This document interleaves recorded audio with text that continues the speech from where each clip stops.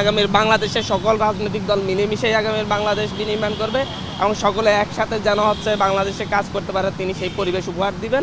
নারী নেতৃত্বকে আলাদা করে আইডেন্টিফাই করার যে ব্যাপারটা, এটা আসলে জুলাই আন্দোলনের মাধ্যমে দেশের মানুষ দেখেছে যে নারীরা নেতৃত্ব দিয়ে কিভাবে সামনে চলে আসে বা প্রয়োজনের সময় তারা কিভাবে হাল ধরতে পারে। আপনারা যে নামটা প্রচার করছেন এটা আমাদের চিন্তিত কয়েকটি নাম, প্রস্তাবিত কয়েকটি নামের মধ্যে একটি। এটাই যে হচ্ছে এর কোনো নিশ্চয়তা নেই, এটা আগামীকালকে মঞ্চে ঘোষণার আগ মুহূর্ত পর্যন্ত কনফার্ম করা যাচ্ছে না। আর দ্বিতীয়ত আমরা আসলে বাংলাদেশের সকল শ্রেণী পেশার মানুষ মোটামুটি সকলের উপস্থিতি চাচ্ছি। আমরা যেহেতু জুলাই গণ অভ্যুত্থান পরবর্তী জন আকাঙ্ক্ষাকে ধারণ করেই সেই জন আকাঙ্ক্ষার ভিত্তিতে আমরা একটি পলিটিক্যাল পার্টি করতে যাচ্ছি।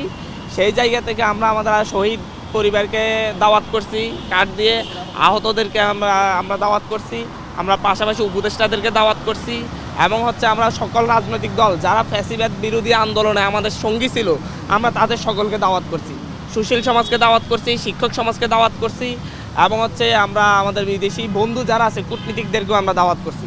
আমাদের এই দাওয়াতের প্রক্রিয়া আজকে দুপুরের পর থেকে আমরা শুরু করেছি এবং আপনারা জানেন যে মাত্র 3 দিনের প্রিপারেশনে আমরা কিন্তু এই দিকে আগাচ্ছি, আমরা একটা পার্টির দিকে যাচ্ছি।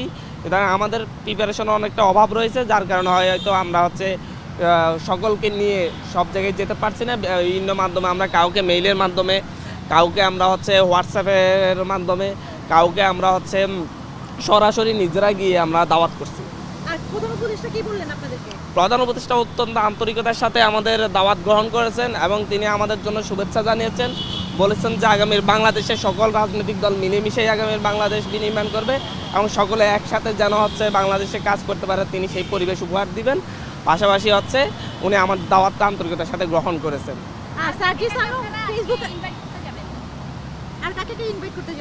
আমরা বিএনপি বাংলাদেশের বর্তমানে সবচেয়ে বড় রাজনৈতিক দল জাতীয়তাবাদী দল বিএনপিকে মহাসচিব এবং ওনাদের চেয়ারম্যানের নামে আমরা চিঠি পৌঁছাবো।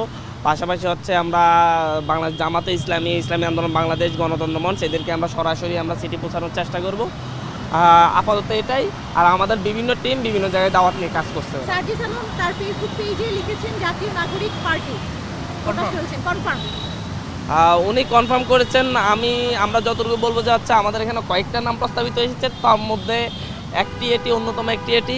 তো সেই জায়গা থেকে আমরা এখনও কনফার্মেশন দিতে পারছি না, যতক্ষণ না জাতির সামনে আমাদের আহ্বায়ক নিজের দলের নাম ঘোষণা করছে ততক্ষণ পর্যন্ত আমরা এটা বলতে পারছি না মিডিয়াতে। নারী নেতৃত্বকে আলাদা করে আইডেন্টিফাই করার যে ব্যাপারটা, এটা আসলে জুলাই আন্দোলনের মাধ্যমে দেশের মানুষ দেখেছে যে নারীরা নেতৃত্ব দিয়ে কিভাবে সামনে চলে আসে বা প্রয়োজনের সময় তারা কিভাবে হাল ধরতে পারে। আমি দেশবাসীকে শুধু এটাই বলতে চাই যে নেতৃত্বের মধ্যে গুরুত্বপূর্ণ দায়িত্বে নারীরা ছিল, আছে এবং সামনের বাংলাদেশেও তারা থাকবে এবং বাংলাদেশ বিনির্মাণে নাগরিক দায়িত্ব পালনের জায়গায় নারী পুরুষ কারোর অবদানই কোনো অংশে কম না। তো আমি বলতে পারি যে নারীদের অবস্থান বা নারীদের ভূমিকা রক্ষা করার ব্যাপারটা আমাদের নতুন রাজনৈতিক দল অন্য যে কোনো প্ল্যাটফর্মের থেকে অনেক বেশি ভালোভাবে গণতান্ত্রিক পদ্ধতিতে রক্ষা করবে।